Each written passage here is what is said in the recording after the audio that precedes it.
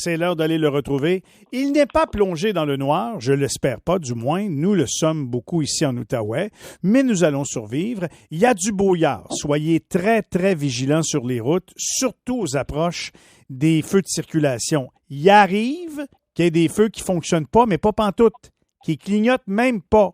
C'est votre responsabilité d'automobiliste d'aller suffisamment lentement que quand vous allez arriver là, vous allez voir le derrière de la voiture qui est devant vous, qui a peut-être arrêté au feu qui ne clignote pas pour voir si on peut passer ou non. Fait que si vous roulez trop vite, vous allez ou bien emboutir le derrière, ou bien passer sur le feu de circulation puis vous faire emboutir vous-même dans une porte. Vous voulez pas ça.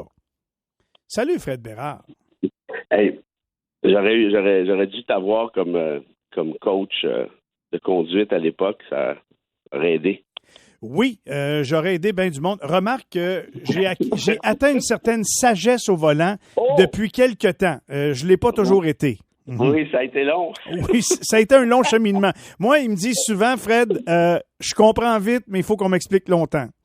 Moi, je me rappelle la fois que tu m'as raconté, c'était quoi, en 2012, pendant les grèves étudiantes, où il y a une couple de petits wabos qui sont sautés sur ton camion. Oui, je pense qu'ils n'ont pas aimé l'expérience d'après Wabo d'avoir sauté sur le pick-up de Michel ici. D'ailleurs, il y a un policier qui était là avec son cheval qui est venu intervenir pour arrêter les hostilités. Lui, il doit en parler encore assez. Je peux te dire qu'il y a un caméraman de TVA Sport qui s'est bidonné parce qu'il travaillait avec moi et il a tout filmé ça. Et j'ai toujours, ça, tu le sauras jamais, et j'ai toujours une certaine anxiété que ça apparaisse sur les médias sociaux. C'est drôle, hein, mais il y a quelque chose qui me dit que ça vaudrait son petit pesant d'or. J'ai quelque chose qui me dit que tu voudrais me parler de Donald Trump à matin, moi.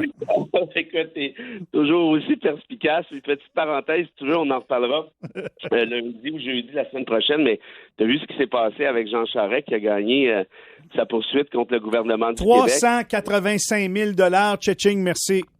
J'ai lu la décision au complet. Oui. Et il a obtenu tout ce qu'il a demandé. Ce qu'a fait l'UPAC, c'était épouvantable. On s'en doutait déjà, là, mais là, ça a été, prouvé devant un tribunal. Et puis, je te regarde de ça, si tu veux, la semaine prochaine. Mais oui, dans l'intervalle, le bon vieux Donald, Bozo, qui a explosé de nouveau dans les sondages, il a maintenant, pense-y, presque 3/4 des appuis du Parti républicain pour devenir le candidat du parti aux prochaines présidentielles de 2024. Terrible. 3/4. Il va passer comme une balle. Et depuis qu'il a été accusé, le gars a ramassé plus de, ça c'est en date d'hier, fait que j'imagine que c'est plus aujourd'hui, plus de 7 millions de dollars de contributeurs, de fans, de ce que tu veux. Imagine-toi là, le gars, ex-président des États-Unis, trompe sa femme avec une porn star, est accusé au criminel, première fois de l'histoire qu'un ex-président américain se voit accusé de, et il ramasse 7 millions. Passez go, ramassez votre 7 millions. Juste cette image-là, à mon avis, dit tout. Ben, moi, c'est décourageant d'analyser tout ça. C'est troublant de savoir que des Américains, que du monde, veulent porter au pouvoir quelqu'un qui agit comme il a agi, qui a perturbé la paix, qui met en péril la démocratie, qui représente, à mon avis, un danger pour l'Amérique, puis que quand on va l'accuser de certaines choses qui n'ont même pas rapport avec le rôle de leadership qu'il a assumé comme président des États-Unis, en la matière d'avoir eu du cul avec une star pornographique et que ça fait en sorte qu'il est de plus en plus populaire dans son parti, moi, ça m'en dit long. Ben, écoute, comment je te dirais ça? Tu sais, disons, là, toi puis moi, là, en 2003, quand on regardait aller George W. Bush, après le 11 septembre, notamment, donc en 2001, mais quelques années plus tard, avec la guerre en Irak, on disait, OK, wow, lui est dangereux.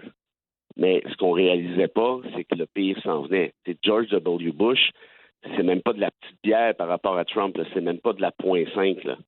Trump est je le répète, génie des communications. Rappelle-toi, ce gars-là avait dit à l'époque, si je me présente un jour en politique, je vais me présenter pour les républicains, je pourrais tirer quelqu'un sur la 5e avenue à New York, les gens vont applaudir.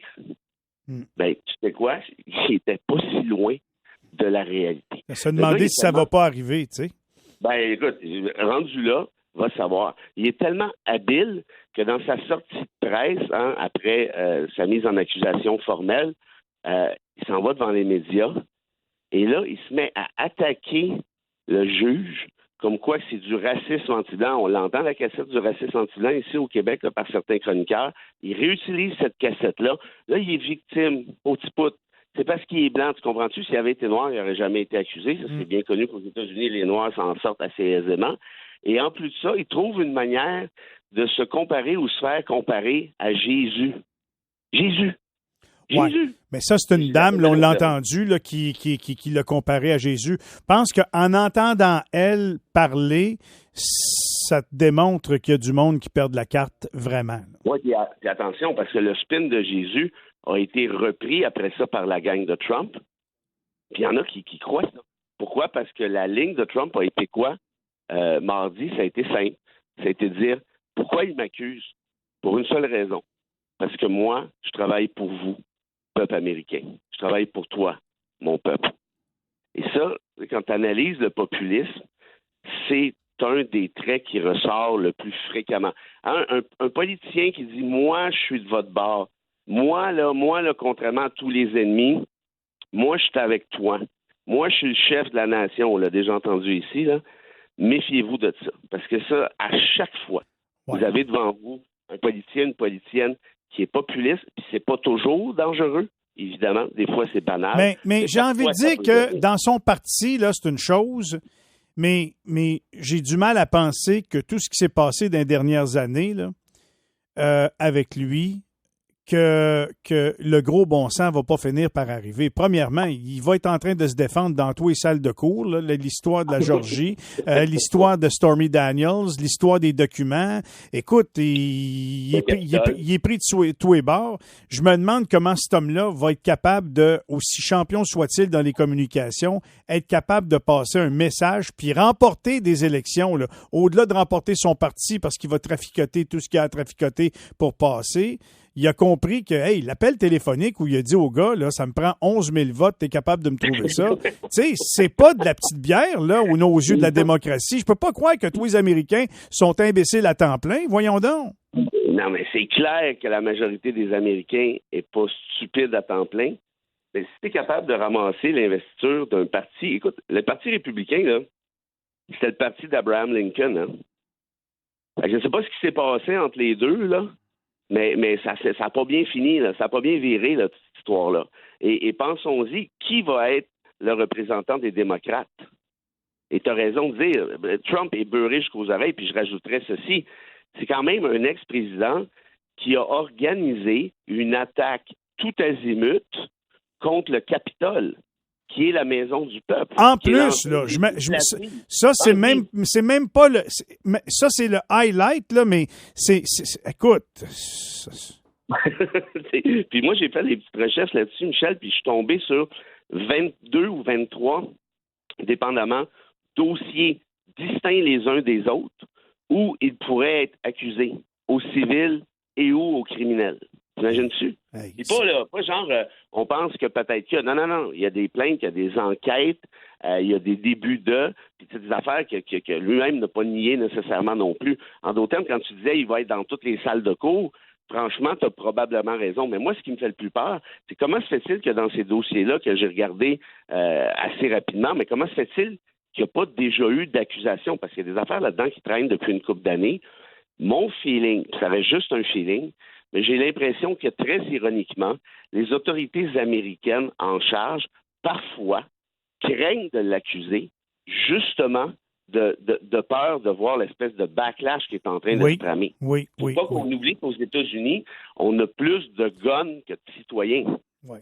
En tout J'ai cas, inclus les enfants là-dedans, là. je vais te dire honnêtement, ça me dépasse. J'hésite de trop en parler. J'ai comme l'impression que plus qu'on en parle, plus que de fous qui se joignent à lui. Tu comprends? Fait que, Par exemple, tu as raison. c'est ça. OK. As-tu une petite citation pour nous ce matin, mon Fred? Oui, puis elle est belle. Écoute, elle n'est pas drôle, mais elle est belle. Ça vient de Frida Kahlo, qui était une peintre mexicaine. Elle, c'était, là, Michel, il faut que tu vois ce film-là. C'est quoi son nom? Frida Kahlo, K-H-A-L-O. Puis c'était une peintre mexicaine, donc elle est pas mal archi connue, en fait, notamment dans certains milieux. Mais c'est une des premières féministes, ou à peu près, qui avait, comment je te dirais, le courage de donner des coups de pied dans les nids de guêpes. Elle avait peur de personne. Ce qu'elle fait, c'est très, très beau. Puis aussi, elle était doublée d'une philosophe, je te dirais, et tu l'en jugeras par la prochaine citation. Elle dit, ne vous en faites pas de moi. Je suis une extraterrestre. Là où vous construisez des frontières, moi, je vois des horizons. Oui. Au lieu de nous limiter, laissons-nous aller. C'est fou, hein? Merci beaucoup, Fred. Merci. Surtout un matin, nous autres, on voit pas mal de frontières, on voit du brouillard, puis on voit pas d'électricité, puis c'est pas évident, mais on passe à travers. Porte-toi bien. J'espère que t'es pas plongé dans le noir chez vous, non? Tout est correct? Non, ben, en fait, j'avais un lancement de livre à Mont-Laurier, mon patelin, et puis au cégep, c'était super sympathique. J'ai eu plein de monde, c'était vraiment le fun. Mais je suis venu avec mon char d'été que j'ai stationné devant dans la station de radio d'où je te parle. J'avais pas vu ça, moi, qui avait du petit verglas là. Mm-hmm. Alors là, j'ai un char d'été, j'ai l'air d'un beau Wabo de Montréal qui est pogné. En tout cas. Bon, ben, écoute, la semaine prochaine, tu vas... Qui vient en arrière, puis je sais c'est qui. Salut, mon Fred. Passe une bonne journée quand même. Bye-bye. Bon week-end.